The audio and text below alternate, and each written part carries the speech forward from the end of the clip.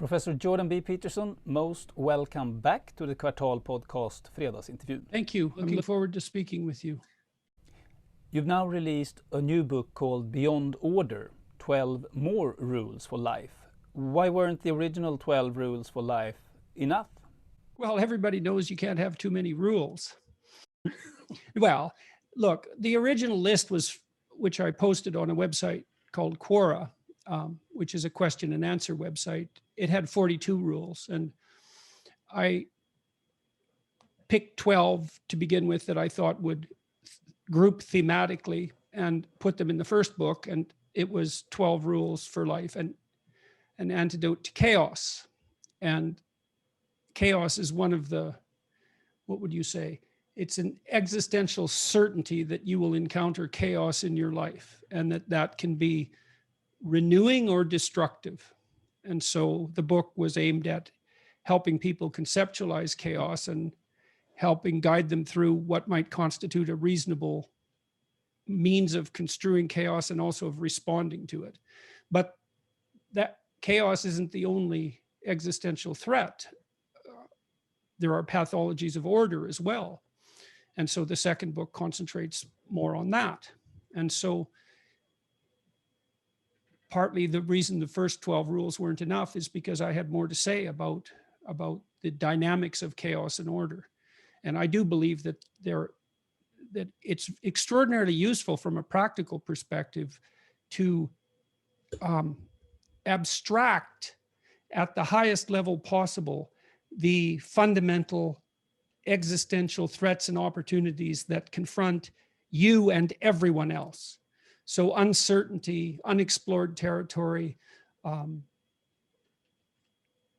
the unexpected, the accidental, the consequences of mortality and illness, that's all part of our susceptibility to chaos. And then authoritarianism and censorship and oppression and war, let's say, slavery, and even the necessary bending of our individuality, let's say, to the collective, that's another threat that faces everyone. And we need to understand that that's a universal threat and formulate an appropriate response to it.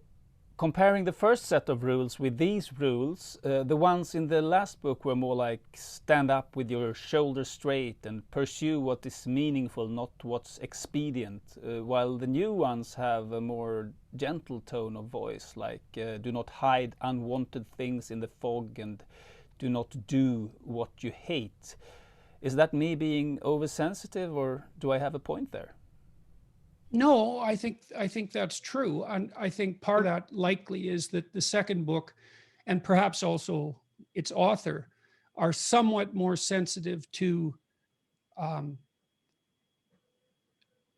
the vital role that interpersonal relationships play in people's lives. And so, and I suppose that was highlighted for me, at least in part, because while I was writing this book, my family went through a series of health catastrophes, and we had support offered to us from friends and family and from the general public that was extraordinarily surprising in some sense in its intensity and depth and continuity and value. And so that's, I think, shaped me to some degree, and the book as well. So I think there's less humor in the book because I wasn't in the mood to have my sense of humor at its peak, but I think it is in some sense gentler than the first one. I've heard you say that a few times, that you were surprised of the degree of sympathetic people, not only the closest to you, but also people that might not agree with the issues that you've been discussing publicly. You didn't get much hate, or people saying, oh wow, now you see your rules didn't apply to you, and so on? So hard to know what to make of that. I mean, there's a small minority of people who have been seriously dead set against me, so to speak, right from the beginning, and they view me as the embodiment of everything they deem rigid and malevolent. And it's very hard for me to tell what proportion, let's say, of the population that is. My sense is that it's a very, very tiny proportion, just as the proportion of radicals, and it's drawn mostly from the left-wing radical end of the political spectrum, let's say, and that's, by any reasonable definition of left-wing radical, that's only 3 to 5% of the population. And I think that's probably a reasonable estimate for the commonality of enmity towards me. And so that leaves a lot of people left over to be supportive. And I don't think that's blindness on my part. The books have sold extremely well and in very high volumes. And then I also have evidence from the YouTube channels and podcasts saying the YouTube comments, and there's hundreds of thousands of them, are positive at a ratio of about 25 to 1. And the like to dislike ratios is about 50 to 1, generally speaking. So there were people who were celebrating my potential demise and my collapse and all of that. But I certainly don't experience that when I'm out in public. All the interactions I have with people in the public domain when I'm walking around have been positive, with the exception of 2 in 5 years. And that would be, it's thousands and thousands of encounters. Last time I had the pleasure of talking to you was when you visited Sweden in the fall of 2018. And since then, as you mentioned, a lot has happened in your life.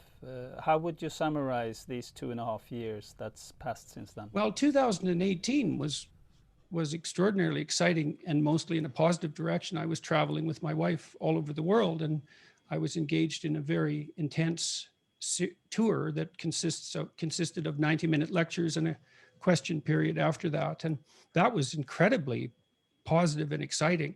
There were the odd protest, but overall it was nothing but positive. And there were no negative incidents at the lectures or during the tour. But then in 2019, well, it started out, I spent a month in Switzerland with my daughter, and she had to have an ankle replacement redone because it had malfunctioned. And then my wife had been diagnosed with what we thought was a highly curable cancer later in 2019. And so then she went in for surgery, and that just spiraled downhill with incredible rapidity. And she was in a life or death situation daily for months and months on end, partly because the cancer had been misdiagnosed. It was much more aggressive than had originally been assumed. And what she was diagnosed with, I don't know if there's anyone who's lived through it except her. It's very rare, the cancer she had, but it's extraordinarily deadly. And the 1-year mortality rate is 100%. And we found that out suddenly in what we thought would be a relatively routine post-surgical checkup. And then she suffered from terrible surgical complications because the second surgery, she had 2 surgeries for her cancer, and the second one was quite radical and damaged her lymphatic system. And then that didn't heal. And so she was on the edge of death for months and months on end. And there was all sorts of social pressure continuing during that time as well on our whole family. And then I got sick after that. So the last 2 years have been, 2019 and 2020 were absolutely dreadful. But your wife did survive this against all odds, right? Yes, and it's been 2 years since the original diagnosis, and she's doing well. She's healthy. She has some post-surgical complications still, but they're relatively minor, all things considered. And her perspective is very positive, and her quality of life is very high. And she's still shell-shocked that she's alive, and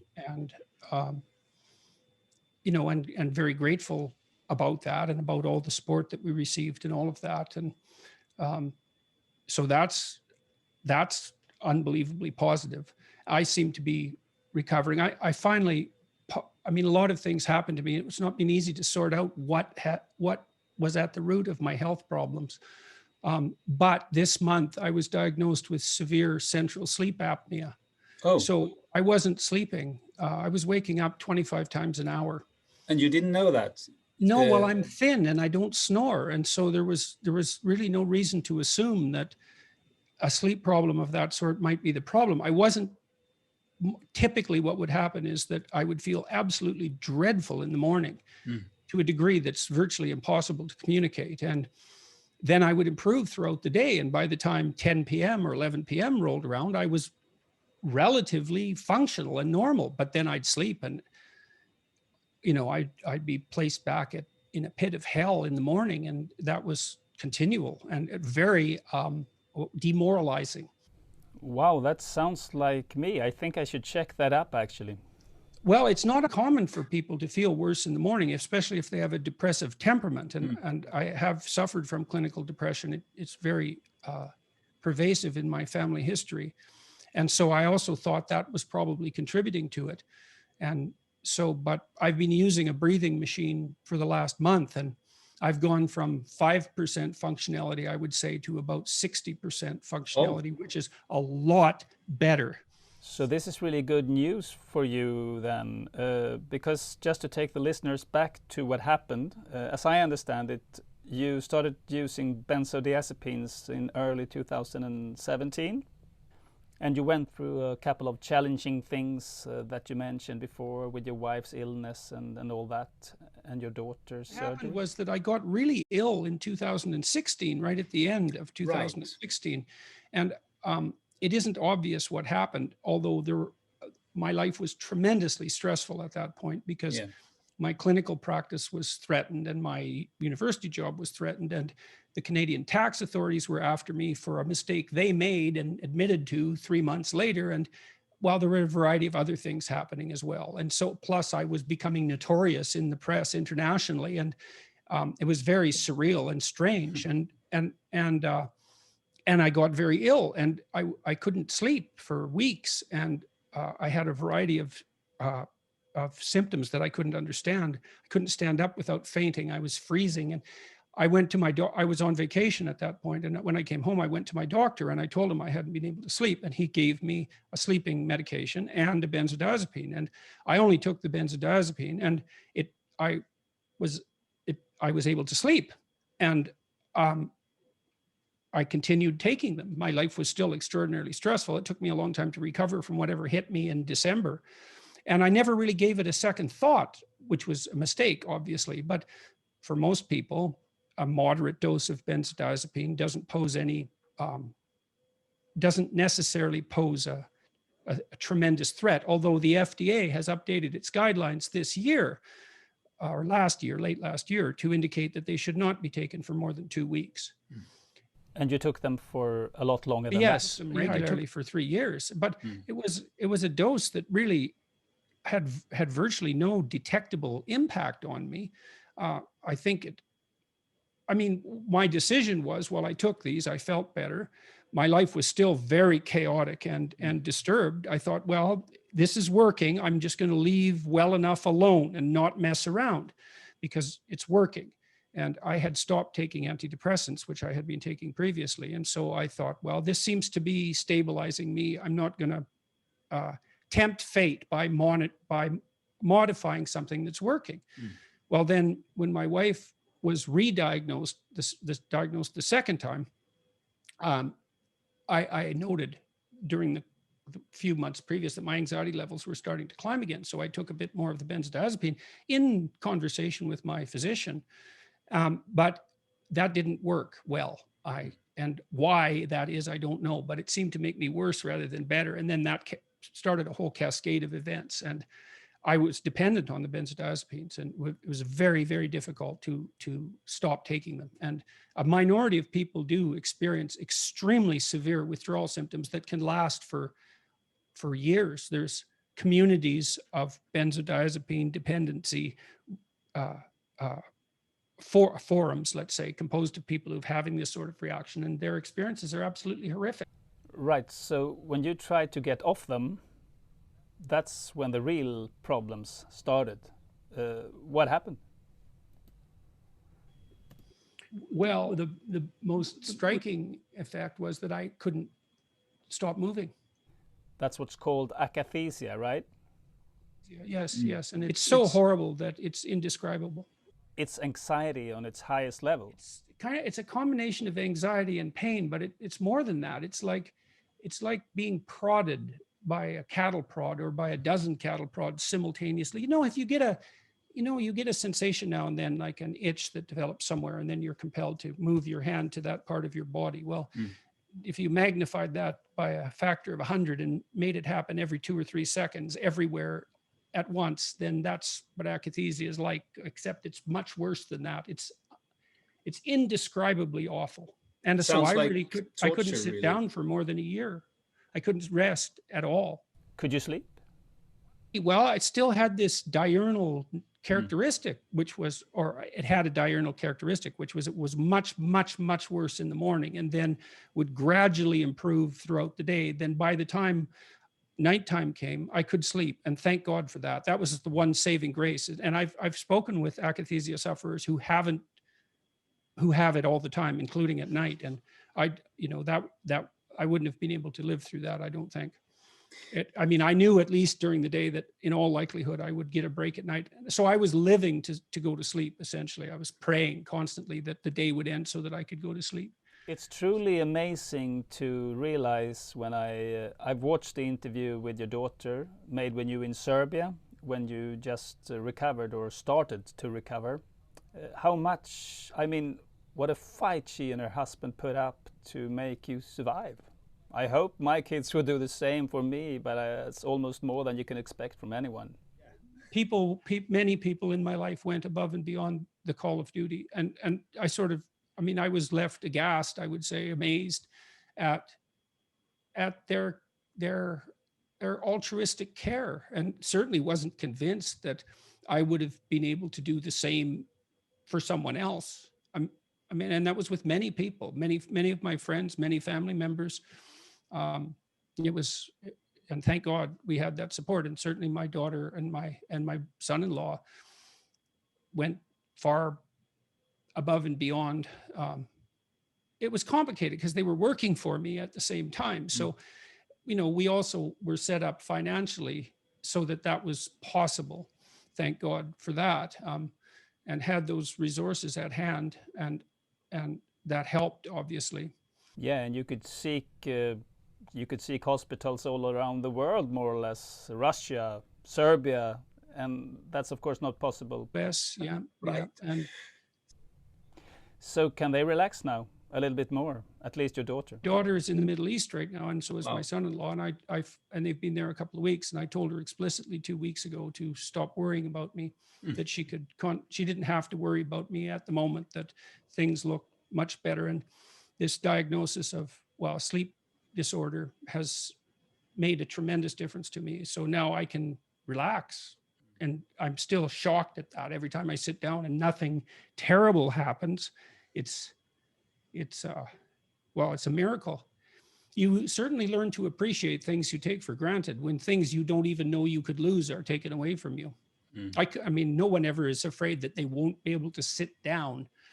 But believe me, I fantasized, an image came to mind constantly of sitting in front of a fire in the evening and just relaxing, and because that was absolutely impossible. And akathisia is so awful that there's no words can begin to describe it. Generally it's unpleasant enough so that people who suffer from it even for hours become suicidal. Yeah, I was just about to ask you, if you don't mind, what kept you alive? Because it sounds like a life-threatening torture, actually. Responsibility and love. And that's all, because that's all. Partly, that's what it was, is I suppose with some hope, although not so much that, because after that had been going on for months, shading it to years, hope became an ambivalent ally, because dashed hope is pretty catastrophic. So, but I have a responsibility, as we all do, to the people around us, to the people we love, and also, I have people who for whom my work has been useful and have rebuilt their life or put their life on a firmer foundation because of it. And yeah, I have a responsibility to those people, which I take very seriously. You know, this is no game for me, what I'm doing. And, you know, I get letters from people all the time, and people stop me on the street all the time and tell me that reading what I've written has been extremely useful to them, and that they've started to put their life on a firm foundation. And, you know, they're relying on, I don't want to invalidate what I've done that's been useful and good.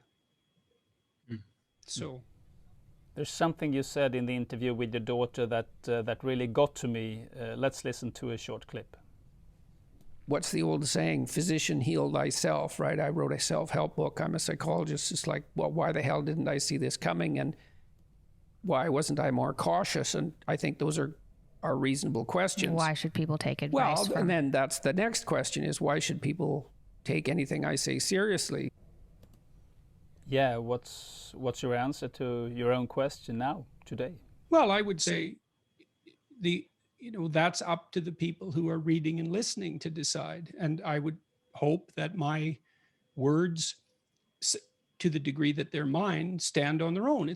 Look, I mean, in large part, I'm functioning as a public clinical psychologist.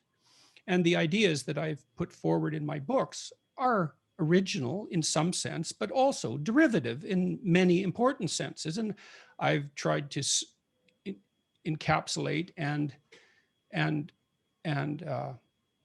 integrate clinical theories that have been developed by many great clinical psychologists and psychiatrists, and to put them forward in a manner that's publicly consumable and applicable. And so the vagaries of my life are not particularly relevant with regard to the utility of those ideas. But I would also say that more on that is that, well, if you're not going to communicate with anyone who is vulnerable, then you might as well just stop communicating, because we all fall short of immortality. We all become sick. We all die. And not only that, we're all flawed. And so me as much as anyone else, or perhaps more for that matter, well, you have to separate the wheat from the chaff.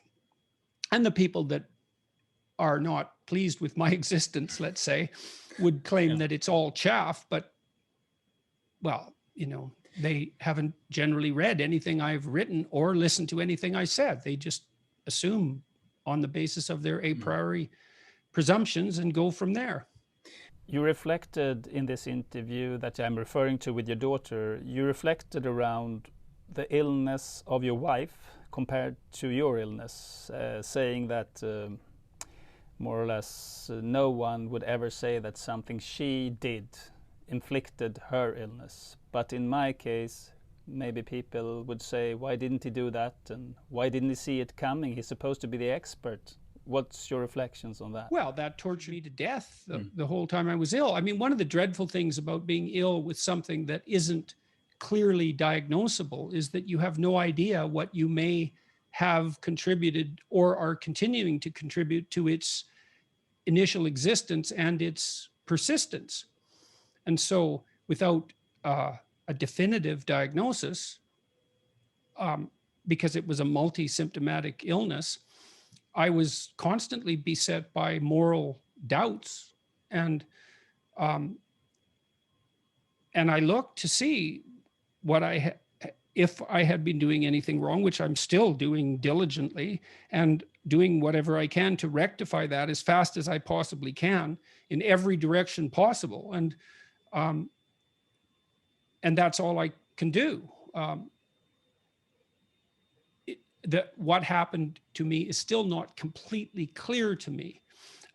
Although I mentioned I have been diagnosed with a central sleep disorder, central nervous system sleep disorder, and now that's treated and I'm much better. So clearly that was a major contributor. Right. Hopefully it was the primary contributor, in which case it wasn't a consequence of something I did or failed to do, except insofar as I might have inadvertently complicated the problem. Well, there were things, of course, you couldn't really control. I mean, going from maybe half anonymous professor in Canada to a world celebrity, that would be a challenge for anyone, of course. You could make the case there that I put my own neck in the noose and continued to tighten it even when that might have been ill-advised. And I mean, I think I've asked myself seriously any question that anyone who hated me would be happy to ask me. And I've tried to struggle through all of them. I also know from my clinical practice that it's not useful to burden yourself with moral guilt that's not appropriate. And so I'm trying to separate out the reasonable accusations that would lead to useful behavioral changes from those that are merely a consequence of guilt and shame, all of that. And, I have people around me constantly that I can talk to honestly and who are helping me sort this out and who continue to do that. And thank God for that. And it's not like I don't pay attention to the people who are criticizing me. I pay very careful attention and try to see if their accusations have merit. And insofar as they do, I try to rectify that behavior. So ending this part of the interview, I want to ask you, 1, do you feel hope again? 2, how do you feel today? Well, I'm running at about 60% of my capacity now instead of about 5%. And so that's way better. I mean, my life has gone from truly unbearable to difficult. And difficult I can manage. I'm still in a lot of pain. I have a lot of neurological damage by all appearances. So my hands and my feet are constantly on fire. That's how they feel. Well, fire might be too dramatic. They feel like they're immersed in water that's way too hot. And that's not pleasant, but it's compared to what I was going through, it's virtually nothing. And I'm still fatigued to a great degree. And what about hope? Well, I've always, if even when I didn't have hope, I wished I had hope. The worst things about my illness was that I felt like Tantalus. There's this Greek myth. This is where the word tantalized comes from. So Tantalus was punished by the gods. He was punished, but he was sentenced to spend eternity on the banks of a beautiful crystalline river, surrounded by trees that bore the most magnificent ripe fruit and delicious ripe fruit. But when he walked towards the river, it would recede away from his outstretched hand, and the boughs of the branches would lift when he tried to eat. And so everything that could possibly be imagined was laid out in front of him, but he couldn't indulge in any of it. And I've been in that perverse position because I have so many opportunities to pursue in my life that it's surreal, I would say. Yet I was so ill that pursuing any of them seemed extremely impossible. And so it was very frustrating. Now you could say, well, would you rather have been in a position where you had no opportunities? And the answer to that obviously is, well, no. But that doesn't mean there wasn't a kind of perverse torture in it. And there certainly was. Well, now that I've regained my health to a substantive degree, I'm starting to be able to move in the direction of those opportunities. And so I'm thrilled about that. I'm still trying to put myself back together completely, trying to figure out even who I am at the moment. I mean, I've been on leave from my university position for 4 years now, and I'm not practicing as a clinical psychologist, and that's been 4 years as well. I'm not doing the latter because it's not appropriate to work as a clinician if you can't devote all your attention to your clients. And if your life becomes too complicated so that you're forced or even inclined to concentrate on your own affairs, especially during a clinical session, say, if those thoughts start entering the theater of your mind, then you're too overwhelmed to be of use and you're likely to make a mistake. And you can make a very bad mistake as a clinician. So I stopped doing that as soon as I felt that I couldn't concentrate properly. But it's left, and then I went on tour, and then there's been this period of illness. And so now I'm not only trying to recover my health, but I'm essentially facing retirement in some sense. Should I go back to the university?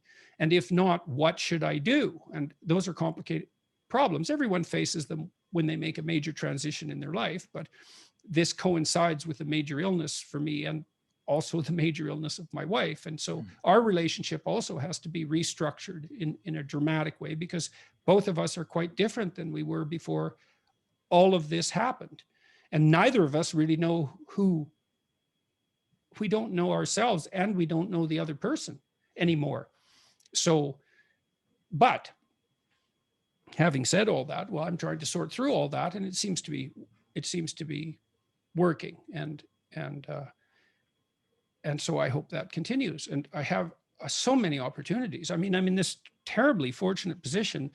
I'm working on my YouTube channel and as a podcast interviewer, and I can basically reach out to virtually anyone in the world, assuming they're not in that small camp of people who regard themselves as my ideological enemies.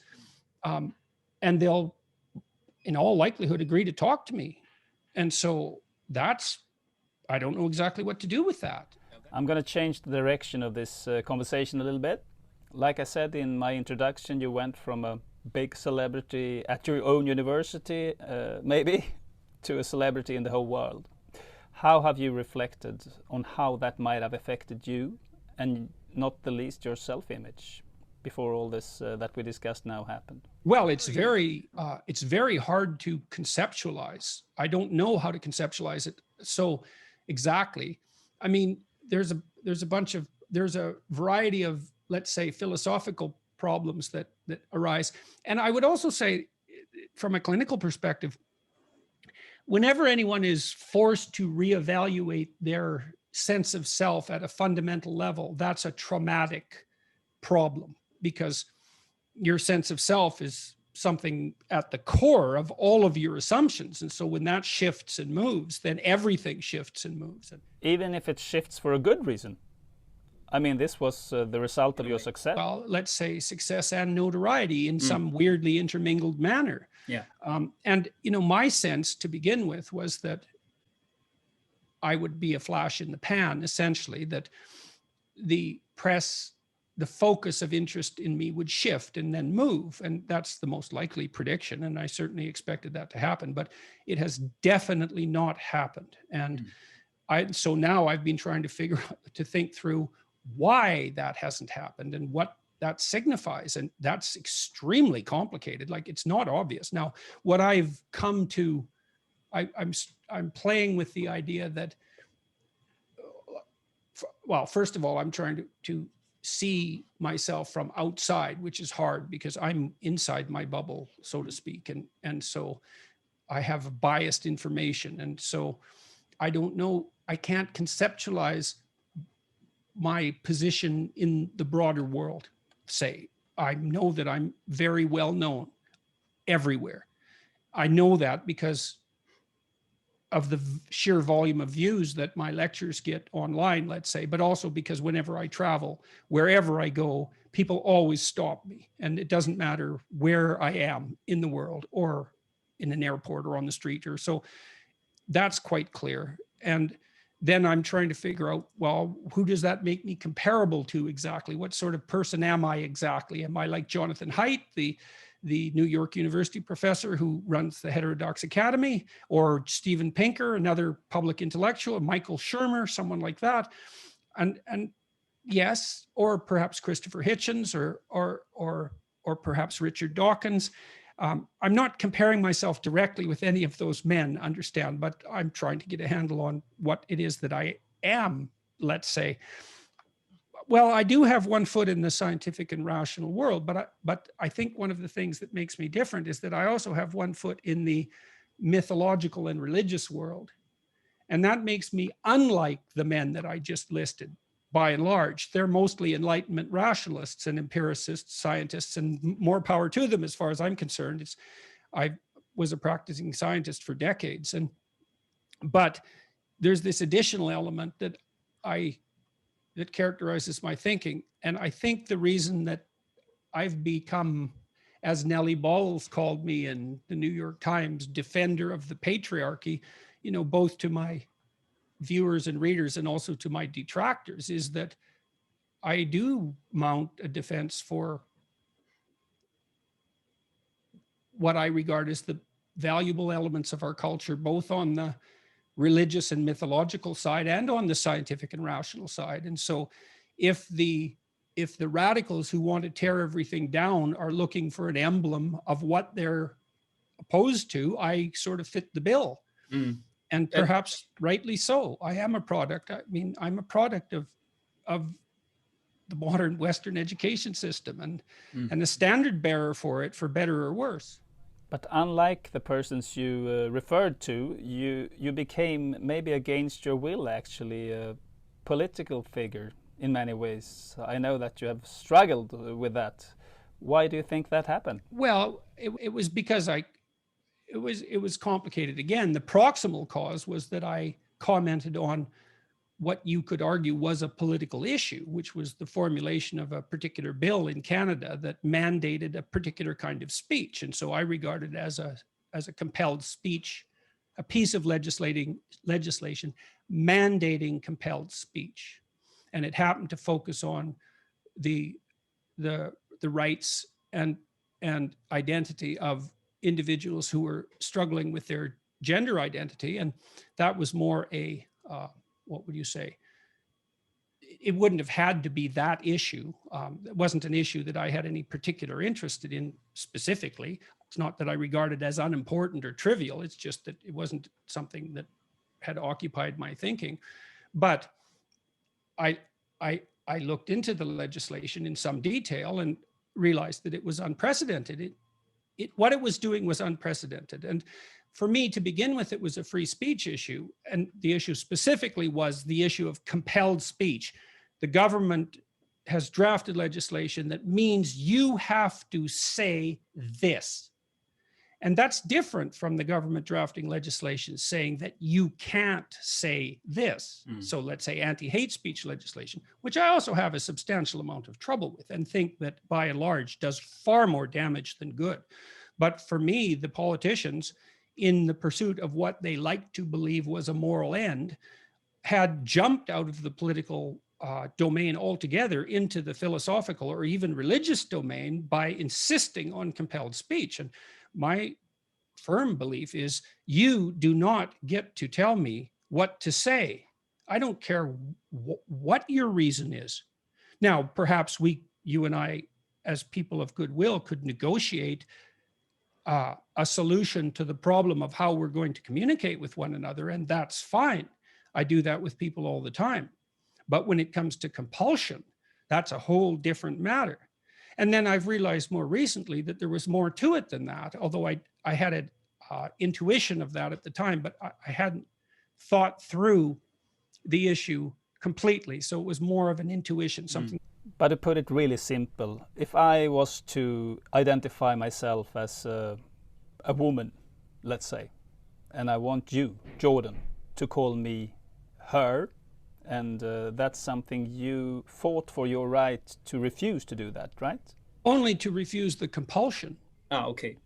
Right. See, what I've done, and I've watched myself, because you might ask, well, what is your view on that situation, on that circumstance? What's happened when I've been placed in those circumstances is that I use the nomenclature that the person chooses. I know I've had discussions directly with people who have a transgender identity, and then indirectly as panel members with people who have switched genders. And my automatic response, assuming that I'm not being compelled, is to do what seems socially appropriate in the situation. So refer to them with their preferred gender identity. Yeah, so I was on a panel in Great Britain, for example. We weren't discussing transgender issues per se, but one of the panelists, and a very reasonable person, is by all accounts, was a former military officer, male, who had transitioned to female, and it was obviously the most straightforward and appropriate thing to do was to just go along with that presentation. But the compulsion, it's the compulsion. That's the issue. I see what you mean. I mean, it's on another level. Could apply to other issues as well. I see. Not only could it certainly will. I mean, yeah. It was also the case that the American Supreme Court mandated back in the 1940s, explicitly forbade compelled speech. So except there are some exceptions made for use of commercial speech. So you can compel a tobacco company to put a warning on their cigarettes, for example. Right. That was compelled speech, right? But normally when we try to understand these expressions of authoritarianism, because it is in a way, we tend to focus on collective movements where people cease to act as individuals and cease to think for themselves. Now, in the landscape we're living in the Western world, the views that are dominating are the individualistic values, and people tend to be less religious and so on. Is there a paradox?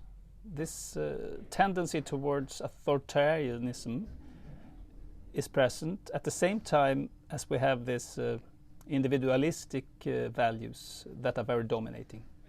I think it's inevitable that when you push anything too far in one direction, there's a counter movement in the other. So, I mean, one of the things you do see, for example, on the radical left end of the distribution is the insistence that each individual can choose their identity, especially on the gender spectrum, as they see fit, but that the most important thing about all individuals is their group identity. It's like, well, you actually can't hold both of those viewpoints simultaneously, but, you know, which is also partly, it's the illogicality that of the presumptions, the set of presumptions underlying these sorts of movements that made me object to begin with, and the very confused sense of identity that's an implicit part of the legislation. Whatever your identity is, it's certainly not reducible to your felt sense of sexual identity.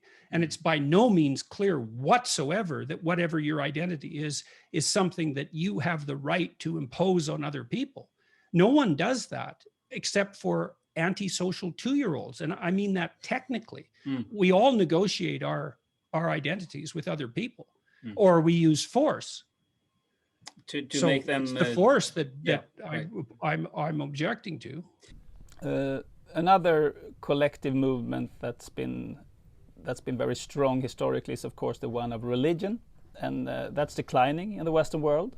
What do you think has replaced religion as something that tells right from wrong and good from bad? Well, frequently unexamined ideology masquerading as rationality. So you remove Catholicism, say, with its ritual and mystery, and within that its body of thought, and you replace it with something that's far more, what would you call it, trivial, I would say, lifeless, and also dangerous. How so dangerous? There's nothing more dangerous than radical Marxism, let's say, except possibly radical Nazism. I mean, they're the same thing in some fundamental sense. See those tendencies in our modern society where the individualistic dominance turns to its opposite in a way, and a new authoritarianism is coming up. Well, this is, I have taken very seriously the prognostication of Nietzsche that there would be terrible consequences because of the death of God.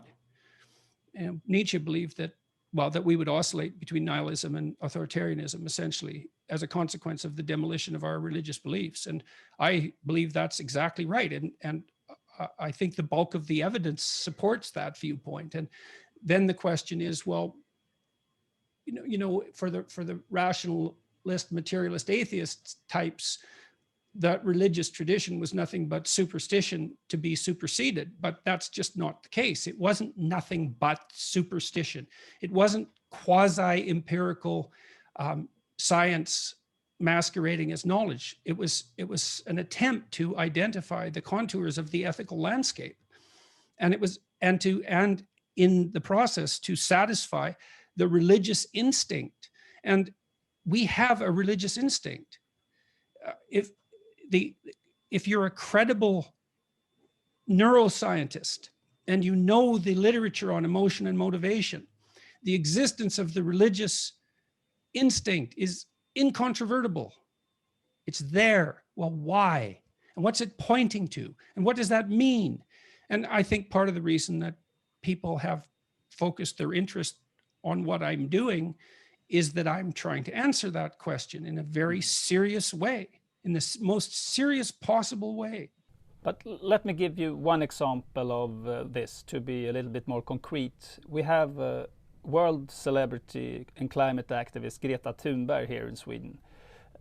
And a representative of the Swedish church actually tweeted the following announcement: Jesus of Nazareth have now appointed one of his successors, namely Greta Thunberg. You're talking about that we are religious creatures, we have a religious instinct. Is this another way, the climate activism, right or wrong? But is that another way of manifesting that religious instinct, do you think? Yes, it's a variant of worship of the mother. It's a variant of that. And there are all sorts of things that strike us as sacred, deeply sacred, whether we want them to strike us that way or not. And one is the benevolence of nature, let's say.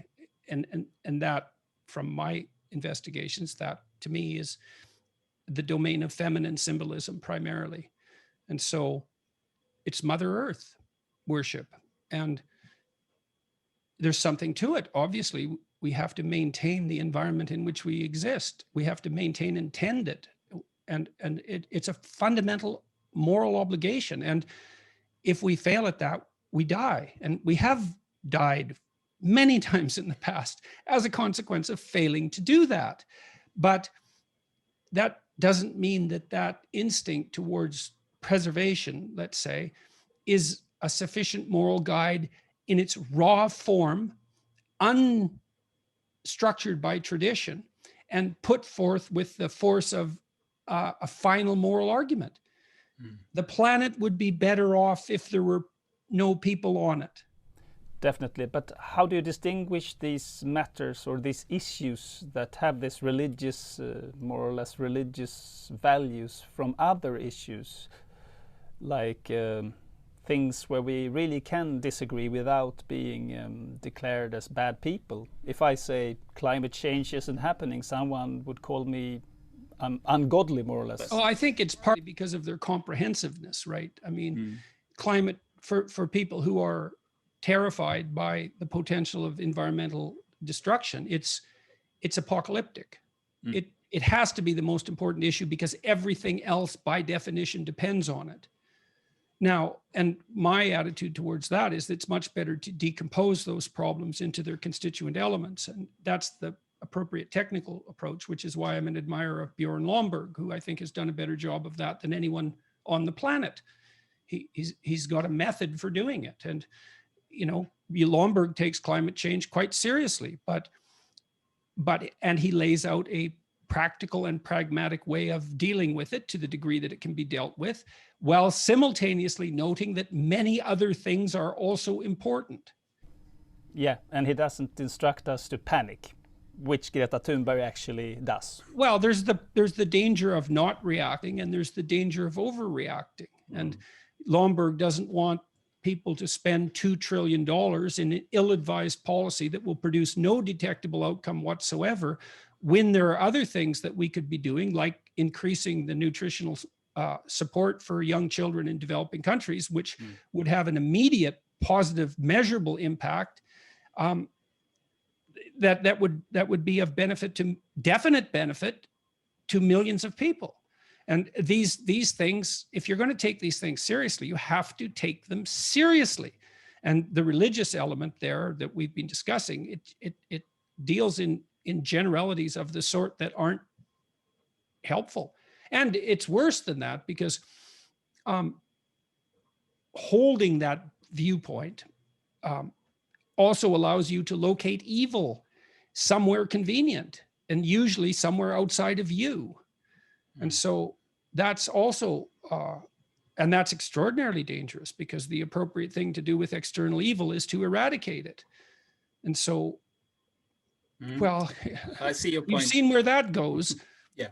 That's why I insist that people deal with the evil in their own psyches, that's the place to start, you know, not, and to be very, very, very wary of casual demonization. of other people. I would like to let the last part of this interview be about Sweden, since this is a podcast mainly aimed for a Swedish audience after all. I think Sweden in many ways is a very strong example of what we just discussed. But before we go into that, you have a rather large fan base here in Sweden. Why is that, you think? Well, I think the reason for that is that people find my ideas interesting intellectually, let's say, but also practically useful. And that's not accidental, because I was trained as a behavioral psychologist. And what you do as a behavioral psychologist is take abstractions and make them concrete. It's like, okay, well, you want your life to be better. Okay, what do you mean by better? Exactly.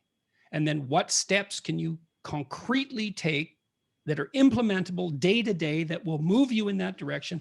And how do you monitor and improve that? And so that framework of decomposition and structuring underlies everything I write about. And so people find that practically useful, and they apply some of these ideas, and then their lives get better. And so that makes them extremely excited and happy. And so then they do it some more. And then they come up to me on the street and they're almost dancing because they're so bloody happy that they've fixed things up, and they can hardly believe it. And I have another theory, or at least a complementary one, and that is that your views, at least the views that you've been famous for, there's probably maybe no country in the world where that contradicts as much to those ideas as Sweden does. Do you think that could be one part of your popularity, and also that you're a bit infamous in Sweden?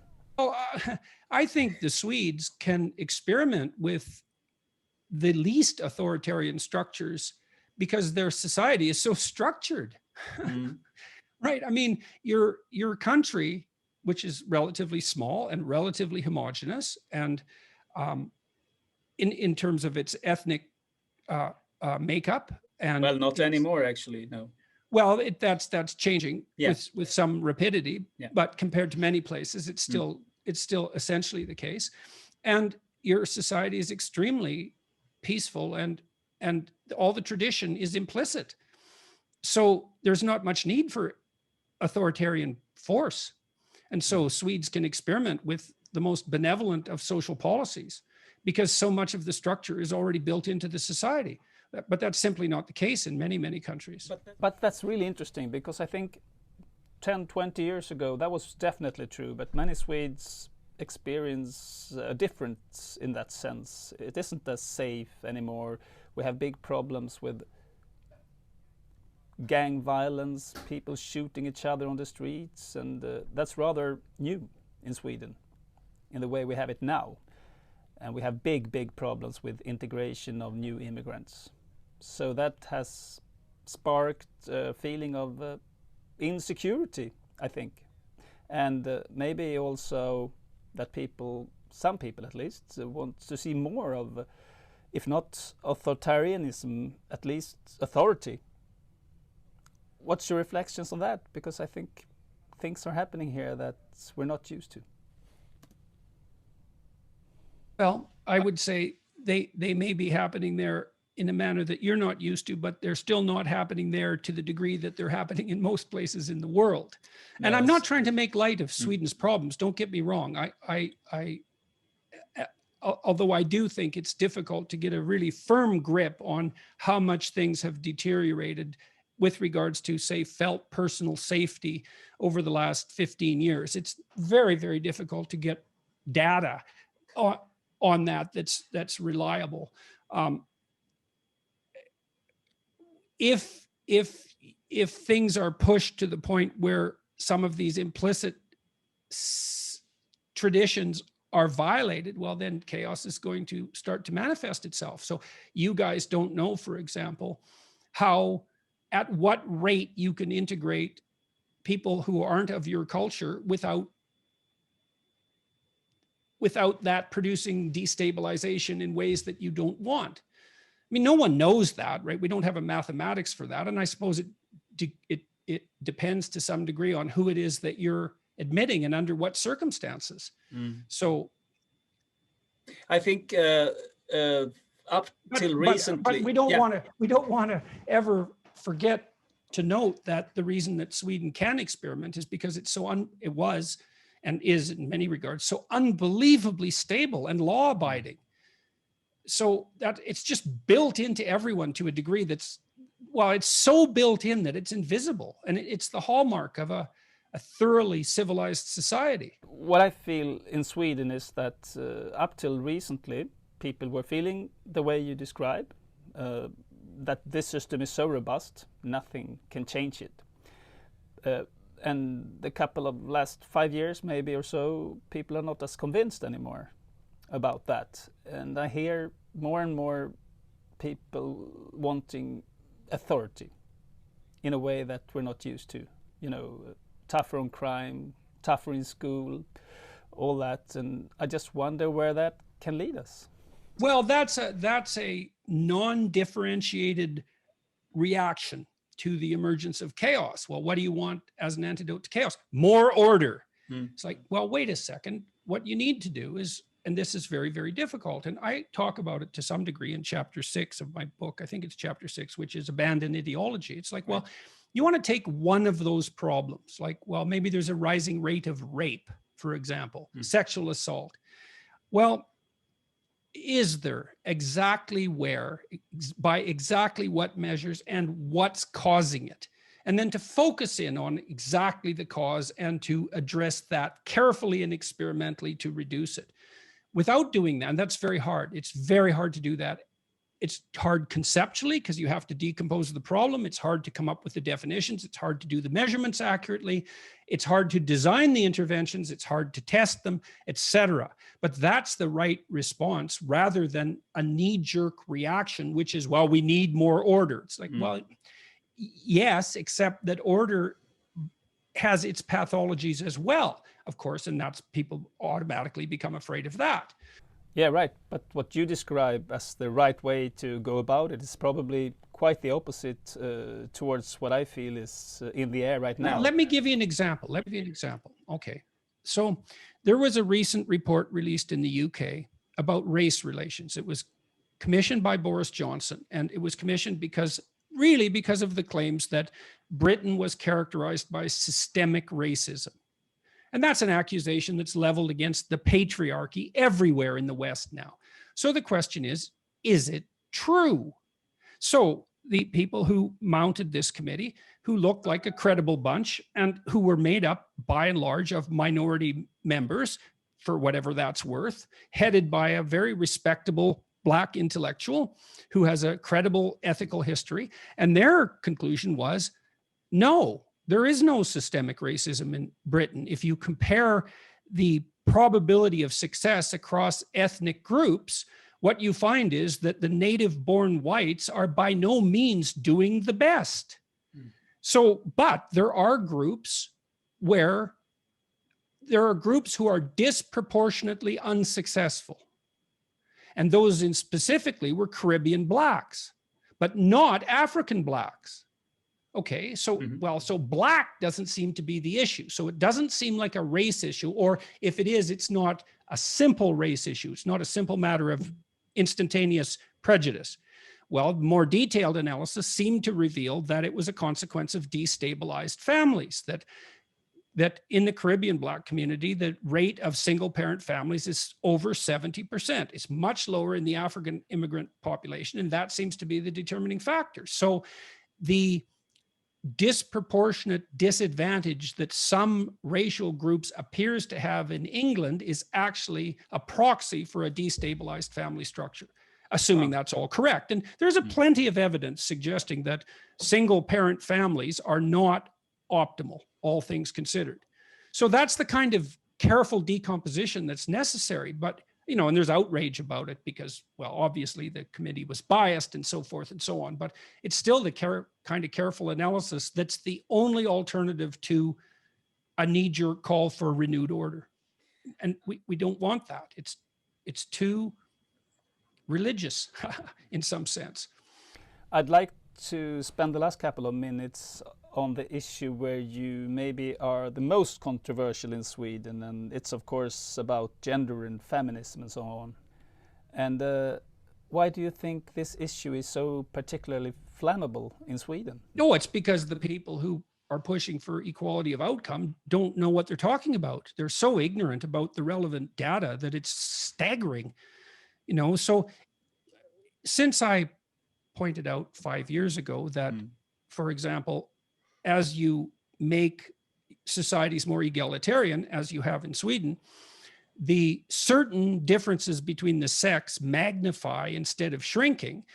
The data supporting that conclusion has just got stronger and stronger and stronger and stronger and stronger. It's clearly happening. And so that's particularly relevant in terms of occupational choice, for example. So a disproportionate number of men who are interested in things more than people, which is a masculine characteristic, are much more likely to become engineers. Now, that doesn't mean that there aren't women who are interested in things or that women can't be good engineers. It means, though, that if you allow people their free choice, sex differences linked to interest are going to produce variable outcomes.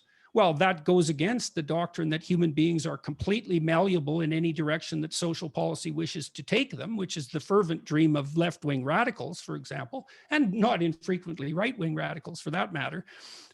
Is simply not true, at least not in some circumstances. And then what it also indicates is that there are reasons for inequality of outcome. So let's say different numbers of women as engineers compared to men, or nurses for women compared to nurses for men. It's not a consequence of prejudice or the arbitrary oppression of the patriarchy, and actually attempts to modify the authority structure actually make those divergences grow. This particular issue was one of the things that when you were guest in the popular TV show Skavlan, when you were here in Sweden and you met Swedish politician Annie Lööf, and your short conversation with her got a lot of attention here. Let's listen to a short clip of that. Look, one of the things you want to ask yourself is that what is the purpose of setting up a society that offers maximal equality of opportunity? And one of the answers is that you maximize people's free choice. And if you maximize free choice, then you also maximize differences in choice between people. And so you can't have both of those. But of course it will have differences in choice, of course, because we are human beings. But I can't see why it differs between me and Skavlan, for instance. But of course it differs in biological things, but not in choices, because I think more how we raise them, how we live, education, a sort of culture, attitudes form a human being, whether or not they are a girl or a boy when they grow up. And if I raise my daughter to become a leader, to be self-confident, to have a high education, for instance, I think she will have a good platform to become a civil engineer, to become a CEO of a company, or to become a nurse. Well, that is what people who think that the differences between people who are primarily culturally constructed believe, but it's not what the evidence suggests. Okay, we don't agree on that. Yes, the other thing I should say about this. The last thing she says is, I do not agree. Well, if you listen to her answer, so the first thing you see is that the beginning of her answer is completely incoherent. She claims opposite things at the same time in a broken sort of way. And then she regains her footing because she wanders onto territory that she's familiar with. And then she spouts the platitudes that she's familiar with, and some of them are true. It's like, well, of course, culture determines such things. Culture in part determines such things as self-confidence and general competence. That's undeniable, but that's not the point. And it's a consequence of undifferentiated thinking. And the reality of the situation is that you can't have equality of opportunity that facilitates free choice and equality of outcome at the same time. And she didn't address that at all. You know, she just shifted the question into a form that made her right and me wrong, but it wasn't the same question. I would still say that what she said was probably something that most Swedish people would agree on, like instinctively. Instinctively, it's not a bad choice, because it is the case that culture, upbringing, and so forth have a very marked determinative effect on people's outcomes, but it's not the only factor. And sometimes it works in the opposite direction. So and the details actually matter. The details matter. That's the thing. Well, look at it this way. Like, let's say you're going to decide to become an engineer. Well, there's 100 things you could have decided to become, right? So why engineer? Well, because your interest strongly tilts you in that direction. Now, you might have enough competence to be an engineer, even mathematical competence, but that doesn't, you need that plus the interest. Well, the data show quite clearly that an approximately equivalent number of adolescent males and females fall into the sufficiently gifted category in mathematical ability, so that a career choice in that direction would be a possibility. But the same data also revealed that men likely have a slight advantage in that direction, although women have a verbal advantage. But even more importantly, that the females who have the higher mathematical ability levels also tend to have higher verbal levels. And so they have a wider range of choices available to them, where the males are less likely to have both. So, and these details matter. And if you're going to have a sophisticated discussion about social policy, let's say, one that's appropriate to the year 2021, the details matter.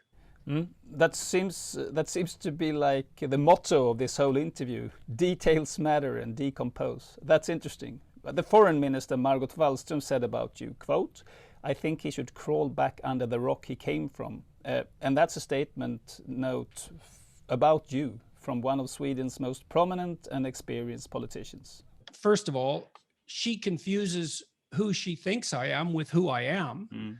She confuses what she thinks I said with what I actually said.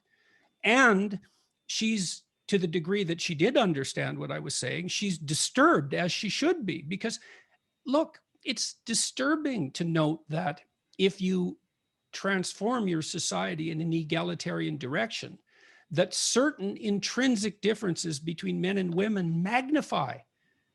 No one would vote for that to be the case. Everyone kind of hoped that if you did the social transformation, that some of these intrinsic tensions would disappear, but they didn't. And so we have to take that into account. And then maybe you also have to think, well, maybe that's okay. It's going to be complicated to sort out, but maybe it's okay that we're not uniformly distributed across all possible categories. And it's certainly the case that the data indicate, as far as I'm concerned, that if you really want equality of outcome, let's say between men and women, you're going to have to use force, because you're not going to get it any other way. And as soon as you start to use force to attain those ends, you're going to cause way more trouble than you're fixing. A related issue: since many years back we have a discussion on toxic masculinity in Sweden and destructive masculine norms, but never, almost never, any talk of toxic femininity and destructive feminine norms. I ran 2 searches on Swedish Google just before this interview. Toxic masculinity got me 18,500 hits and toxic femininity only 565. How should that be understood? I just did an interview, which I'm going to release in the next month, with one of the world's leading authorities on the development of aggression. And I worked with him 30 years ago and have remained familiar with the literature. There is a toxic pattern of femininity, aggression, so a female aggression. Young males, children, adolescents, but let's start with children. Violent males, aggressive males, tend to they kick, hit, bite, and steal. And they start doing that at 2. Females use reputation destruction. And there's a decent literature on female antisocial behavior, and that's the female pattern of antisocial behavior. It's innuendo, gossip, reputation destruction, and it scales on social media. That would be a very controversial thing to say in Sweden, I think. Even mentioning that those 2 words together, toxic and femininity, would be Well, even the idea that the primary outlet for female aggression is reputation destruction is enough to make you instantly unpopular and have your reputation destroyed. But it doesn't matter, because I'm not saying this because I like it. It's all the same to me whether girls hit as much as boys or whether they do something else. But the data, the studies reveal that that's not the case. Now, the man I interviewed, for example, when he started his research, and he's been researching aggression for 4 decades, he was quite convinced that children learn aggression. But his research revealed, I think, incontrovertibly, that aggression, it's the control of aggression that's learned. Aggression is there right from the beginning. And the most aggressive of all people are 2-year-olds. And almost all of them get less aggressive as they're socialized. So a lot of our folk assumptions are there, especially when looking for the devil in the details, they mislead us. And why wouldn't they? I mean, if you look at the relationship between the earth and the sun, your folk intuitions tell you that you're standing on a flat disk and that the sun is rotating around the earth. That's what it looks like, but it's not true. What makes me curious is that this self-image that boys get from hearing this talk about toxic masculinity all the time, and on the other hand, that girls never hear there could be any problematic with being a girl or girlish attitudes. What does that do to young boys growing up in that atmosphere, you think? Oh, I think it's unbelievably corrosive. I mean, and I do think that this is part of the reason that people have found my work helpful. Look, if you fundamentally assume that Western culture is a tyrannical patriarchy, and maybe as a corollary that groups of men organize themselves according to the principle of power, then you more or less reflexively assume that any manifestation of ambitious striving or even competence on the part of any developing male is nothing but the juvenile form of tyranny, to be punished or at least to not be rewarded. Well, look, men do not group themselves together in groups on the basis of the expression of power. They only do that when the group has become pathological. It's not a good strategy. Men who are antisocial are not thriving. They tend to be friendless and alienated right from the beginning, right from the age of 3. They never recover from that. It's not a good strategy. And the idea that power characterizes the patriarchy is a mythological and religious projection that bears virtually no resemblance to the actual facts. Now, that doesn't mean that, when I've seen this happen in organizations all the time, now and then they tilt towards authoritarianism, and then power-hungry people can rise up the ranks. But at that point, the whole organization is already corrupt and rotten, and the probability that it's going to fail extremely high. So look, here's just one fact that's relevant to that. Okay. The most aggressive people are 2-year-olds, but most 2-year-olds are not aggressive at all. 50% are aggressive sometimes, and 17% are chronically aggressive. All of them get less aggressive as they age and are socialized. A small fragment retain fairly high levels of violence, and they tend to be delinquents and criminals later in life. Okay, but what do you derive from that, apart from maybe modifying your theories about aggression? What you derive from that is that the expression of power is such a counterproductive strategy that it is reduced across the board as children develop. Well, that's revolutionary, that realization. It's like, really? Aggressive behavior decreases as children are socialized because it's not an effective strategy while you're moving ahead in life? No, it's reciprocal cooperation. Even in I interviewed a podcast personality and author, lecturer, and former soldier Jocko Willink, which I released that 2 weeks ago. And Jocko's he's masculine right to the bloody core. He's 2 feet thick, and he's an intimidating person. And he wanted to be a warrior since he was 2. He knew. And you can tell, all you have to do is look at him. All you have to do is listen to him for 15 seconds. And he became a Naval SEAL and was a commander of a section of the American Armed Forces.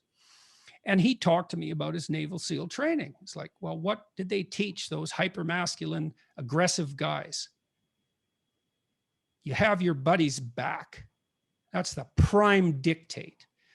So even in, and these are organizations that are specialized for defensive aggression, let's say. So even under those circumstances, the chaotically violent male hasn't got a hope. Interesting, because that took the steam off my last and next question. Could the reality change to the extent that aggression would be rewarded as a social skill? Well, there's even technical reasons it can't. So in any sophisticated organization, you're going to have to interact with the same person multiple times. And so only those individuals that are capable of reciprocity can thrive in any reasonable and stable and productive social environment. And that's so true that it's even true for chimpanzees. So, you get this sense of the most powerful chimpanzee dominating and getting access to sexual resources, and it's all power. It's like, no, that isn't how it works. That happens now and then in chimp troops, but that power mad tyrant is very likely to be torn to pieces by rebellious subordinates in short order.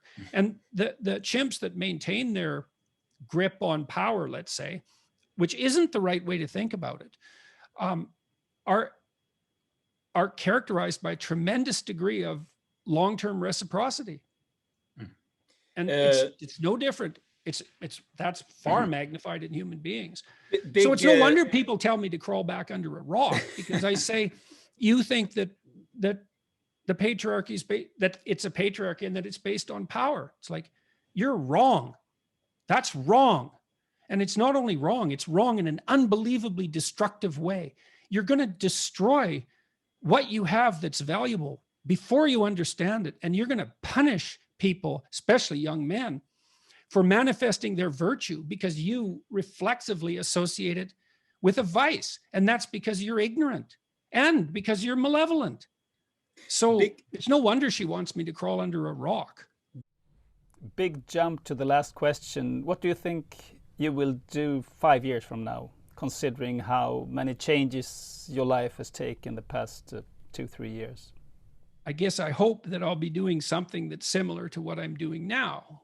If I'm lucky and my health maintains itself, I hope that I'll be serving as a public educator using this unbelievable communications technology that we now have available. I want to talk to as many interesting people from all around the world that I can possibly entice into talking with me. I want to share that with as many people as I possibly can. That seems to be going well. I want to investigate the possibilities of this video and audio technology revolution that we're all taking part in. I want to write. I'm working on a new book now. I want to spend time with my wife and my family. I want to watch my grandkids grow up. And I want to do what I can to use my authority, let's say, to help people develop in as positive a way possible. And I want to learn to get better and better at that. So, and I want to build communities that'll encourage people to do that. And we've got plans for that already implemented. And I'm really excited about it. And we're releasing an app in a month or so, 2 months maybe, that should help people write better. It sounds like you're full of hope and you're looking forward to the future. I'm praying that I be blessed with the opportunity to continue doing what I'm doing and to get better at it. And I hope that happens. And it would be wonderful if it did. And I'm trying to do what I can to ensure that it will. I wish you all the luck. Professor Jordan B Peterson, thank you for your participation in Kvartal's Fredagsintervjun. Thank you. And thank you to everyone who's listening.